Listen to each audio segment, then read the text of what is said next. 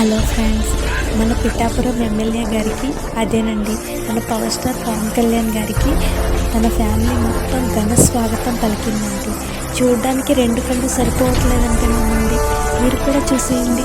అసలు ఫ్యామిలీ అంటే ఇలా ఉండాలి కదా, ఫ్యామిలీ అంటే ఇది కదా అన్నట్టుంది.